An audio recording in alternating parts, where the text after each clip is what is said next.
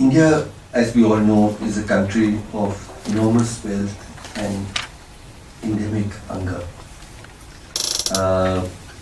Of one of the fastest growing economies in the world, and every second child in India being malnourished. Indeed, every third malnourished child in the world is an Indian. It's a problem which seems completely intractable if we look at the policy responses, the programmatic responses over the last decades, and its very peripheral, minimal impact on hunger and starvation. There's also Amartya Sen, there's one of the most influential observations well known to all of us is the fact that is the belief that India has been able to overcome famines largely as a result of its democratic framework. And yet the seeming paradox that whereas democracy has been effective in ending famines, it has been as unsuccessful in preventing endemic individual starvation and also enormous levels of malnutrition. So where do we go from there? Where do we go from there as a country? I always, when speaking or writing about this issue, I want to start with an effort to underline that this cannot be a detached, dispassionate discussion when we are talking about hunger, because for people who live with hunger, an estimated 200 million people, this country sleep hungry every night. Over these years, having witnessed and spoken to people living with hunger, more people than I would for many lifetimes, really. I just wanted to underline for the younger people in this audience what it means to live with involuntary hunger, and how people cope with the fact that they know that there's no food for them and the people they love and people who depend on them. And there's nothing that they seem to be able to do about it. In a study that some young colleagues here, Kumaran is among them, we had tried to study how people live with hunger. And we found three broad kinds of ways that people live with hunger. The first, they said, was to actually start teaching their body to live with less and less. So they went down from 3 meals to 2 meals to 1. And Veena has written a lot about this and how the body adjusts in terms of actually living with less nutrition. So that was one where people started teaching their bodies to live with less food. The second was what I would describe as resort to pseudo foods. Pseudo foods being things that are available in the environment which have two qualities. One is that they're free, and second is that they fill the stomach. But they have, on the other flip side, they have no nutrition value, and sometimes they're even poisonous and harmful. So we hear of people eating mango kernels occasionally. They're tubers, they're grasses, which they find in the environment, which they use, or you beg your neighbor for the starch water that is left after the rice is cooked. So things like this that fill their stomach and help them cope with hunger, but provide them no nutrition. So that's the second broad way that we found people live with hunger. And the third is the very broad category of what I would describe as making desperate choices. So putting yourself into bondage, putting your child into bondage, distress migration, the most painful of all is to actually sell your child. I'd gone back to one family, and I always remember where the mother kept saying, I love my child so much, that is why I sold her. Why don't you understand? I loved her so much, and that's why I sold her. And so just the fact that if we are continuing to see, human suffering is not something that can be described in statistics, and I think that we need to recognize the enormity of that suffering, and then the fact that it persists in an India of rapidly growing wealth, India which still produces enough food to feed all its people, although agricultural growth is slowing down, alarmingly. And in India which has a sort of functioning democracy. And lastly, an India in which actually there are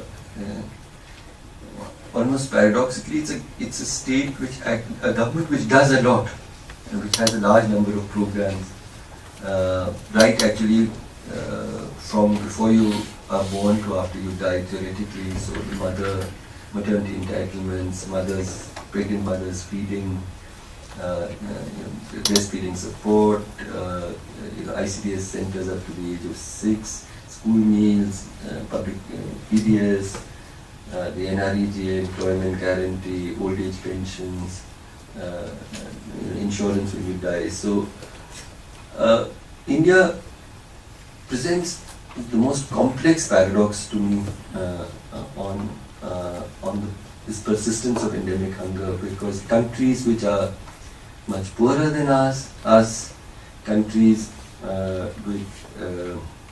which don't produce enough food, countries which don't have functioning democracies, are sometimes even failed or failing states in sub-Saharan Africa and elsewhere, and countries where the states have very low capacities have actually ended up doing much better than us in addressing both malnutrition and hunger. And I think that that's something that that scholars and activists and other people who are concerned about changing this reality, we need to understand what are the barriers that lead to this stubborn persistence of hunger and malnutrition and the suffering that is associated with it. And I believe that the answers, of course, are on the one hand in the nature of economic policies that we have adopted. It's a spectacular failure of governance and government, and it's in its accountability to the poor. But I think it's also probably the answer lies in India's extremely unequal its inequalities and the layerings of inequalities of gender, caste. We are one of the most historically unequal societies, one of the societies most culturally comfortable with our inequalities. And I believe that the battle against hunger can only be won when we battle both inequality and indifference. And that's really in one line, that's the summary of where my convictions lie. But then let us move to what, and how we can make the state more accountable. And reaching the right to food law. It is the years of our engagement with the case in the Supreme Court, which tried to expand creatively the constitutional right to life. All of us are familiar with the fact that it was largely civil political rights that were contained and guaranteed in the Constitution, and social economic rights were placed as not legally binding, but as morally sort of binding duties of the state. But it's very interesting that there was something called Article 21 in the right to life, which I think was clearly envisaged as a kind of a negative right, a right to protect your life against state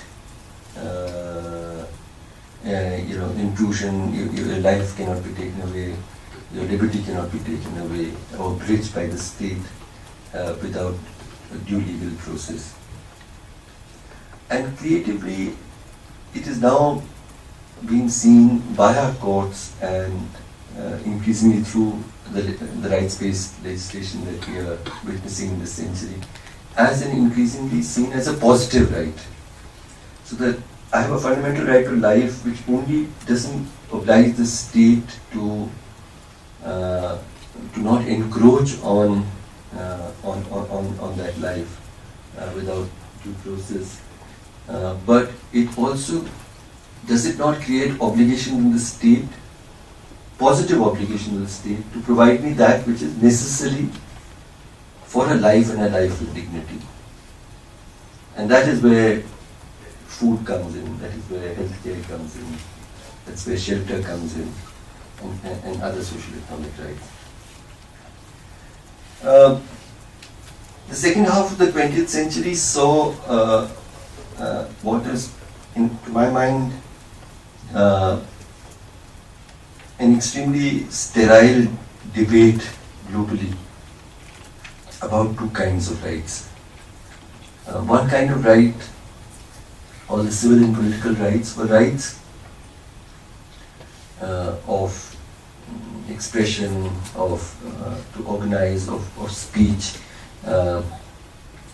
which are, the rights that we are familiar with, which are the kinds of rights that were placed in our fundamental rights segment as well. And there's one set of governments which said, one political system which said that they will guarantee these fundamental freedoms, but they cannot legally guarantee social and economic rights like food, healthcare, social security, etc. We had another set of governments, another political system which still didn't speak about rights, but which guaranteed to all its citizens food, shelter, social security, education, and it did so substantially, unprecedented in human history. But the cost of it was that they could not guarantee you your political freedoms. And so in a sense, human beings were being told, you have a choice. You either can choose bread or you can choose freedom. You can't have both. And so this was the unreasonable choice that was placed before humankind. And there's a question that I want to ask, that suppose many of us assume that for a hungry person will always choose bread over freedom.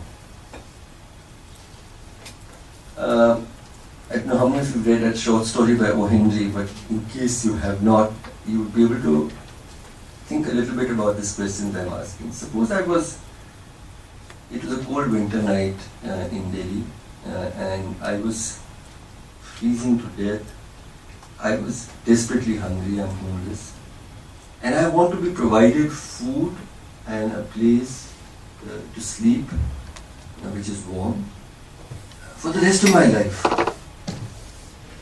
by the state. How do I do it?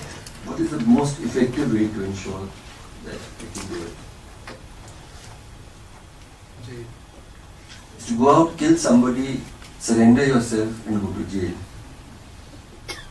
Confess your crime, hopefully you won't get hung, and, and then there's hopefully not. But no, and it's a serious thought. It's a serious thought. I mean, why I talk about O. Henry? O. Henry has written a very beautiful short story about a person who precisely is hungry and he wants to get arrested, and it's about everybody being kind to him and not arresting him, and he keeps trying through the night to get arrested. It's a beautiful story. But the fact that we don't make this choice underlines to me that I want my bread, but I also want my freedom. And I think that the big political battle in the 21st century is going to be how do we make political and legal systems which guarantee me both. And that's where historically I would place our efforts to build a right to food law. And I think that however weak the law that is before Parliament, it is an important moment. We need to make sure it's the best that we can get. But the fact that we've even reached here collectively is very significant, because it is a way of securing bread with freedom. There are many debates about the contours of the kind of law we should have. And one of the most important with the Right to Food campaign and some of us was about whether it is enough to have a law which guarantees the provisioning of food, or should there be something much more? Isn't it much more basic to ensure legal responsibility for the production of food? In the international literature, actually there are three different concepts which we often get confused with and we use interchangeably, which is food security, food rights, and food sovereignty. And these are actually related but distinct. Food security is about the availability of food, and it can be national, it can be local, it can be at the level of the household, at the level of the community. And there's also talk about physical, social, and economic access. That's food security. And in India, it was very important when we didn't produce enough food, we were living from ship to ship, etc. And there has been a transformation around that. There's the issue, the notion of food sovereignty. And I know people in this room actually have worked a lot around the idea not just of food security but food sovereignty, which really talks about control of local communities over their food production systems. And so it's not enough that there's enough food available, but do I have a choice about what kind of food, how I use my land. And so there's an ecological and agricultural technology and production system, social, economic, local political control, and so on. A number of such notions coalesce there. And then there's the notion of food rights. A social economic right, like a food right, talks about a duty and a duty bearer. And I understand the food rights discourse as different from the food security discourse and the food sovereignty discourse, as one which creates legal duties. Whose duty is it to ensure that I am not hungry and malnourished? I think that there actually would be three kinds of duty bearers. One is my family, one is the local community, which traditionally has taken care through food charities, through other systems. And then there is the state. But in a modern state, legal duties can be placed and should be placed primarily on the state. So food rights law for me is a law which creates duties on the state to provision food or the means to access food to every person who is food insecure. And how does the state have duties? How does it provision food? It provisions food in 3 different kinds of ways. It provisions food either through subsidized food grain through the public distribution system. It provides cooked meals through the ICDS system, through school meals, through destitute feeding, through soup kitchens. Do that. So subsidized food grain, cooked food, and the third is through unconditional cash transfers of social security, like maternity entitlements, like old age pensions, pensions for single women and disabled people, etc. So what this law briefly tries to do is to create a framework of legal entitlements for the state to provision food or the means to provide food to every man, woman or child who is food insecure. To my mind, it does this, it does not deal with the issues of food production, for which we do need a very strong legal framework, but we need a separate legal framework for that, in my opinion.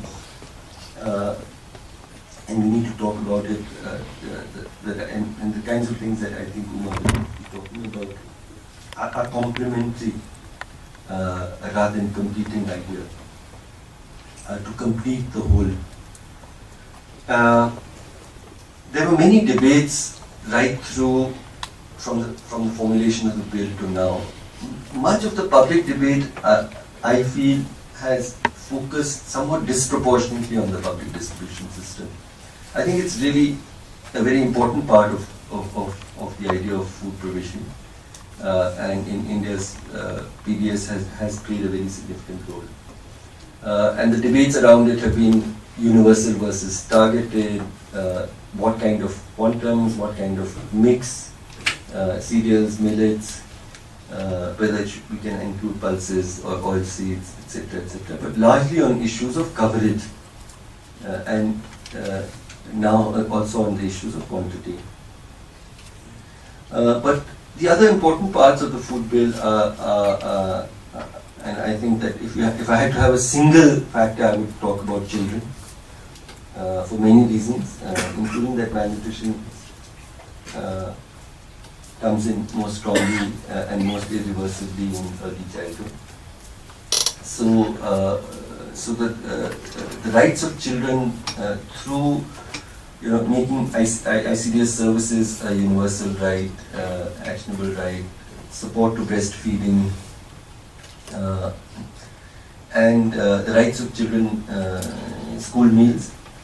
But very importantly, we also must remember that the children who are not in school. If we just talk about school meals, then what about the child who is not in school? So we'll also put in a provision in the NEC draft that if no child would be turned away from the feeding center on any grounds, and so on.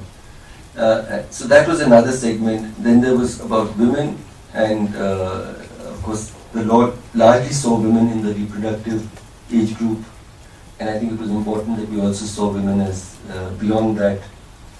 And then we had other vulnerable groups, so the rights of migrants, the rights of homeless people, the rights of people living with HIV, AIDS, and TB and other debilitating ailments, the aged, the disabled,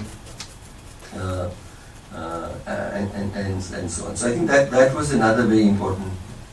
And then talking about starvation, and my two young colleagues, Ashwin and Ankita, would be speaking in the next session about a study which only underlines the fact that the state's invisibilization of starvation and the primary response to starvation is one of very emphatic denial. And so we thought that the law needs to create duties for the state in relation to starvation, legal duties. a kind of a starvation protocol, which we developed, which as commissioners we also have submitted a starvation protocol to the Supreme Court. Supreme Court hasn't passed orders on that, but we've also had placed that in the bill. Most of this has got knocked out along the way.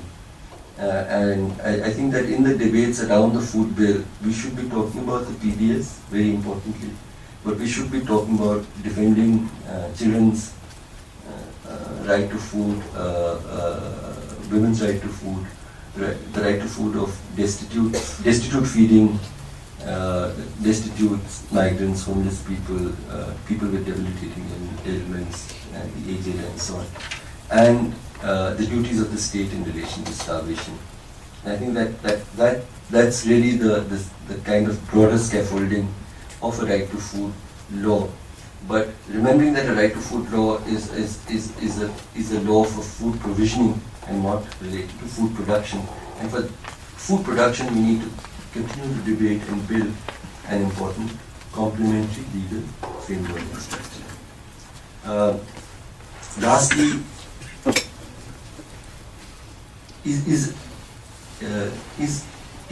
if an ideal law came through Parliament, it doesn't seem likely at all in the present scenario. Would it end hunger? This is something that I'm often asked. And clearly, of course, it will not. A law cannot end hunger, but a law will create instruments for democratic resistance and struggle in the hands of people who are vulnerable to hunger, to demand accountability from the state. That is really what a law on hunger would do. And secondly, it would create a normative framework, a framework where we would say this is not morally acceptable to us as a collective. I think that also a law would do. And that is why for these two reasons, I think we need a right to food law, and we need it now. We need it comprehensively. And I hope that the Parliament doesn't let us go when it finally debates on this in the coming months. Thank you.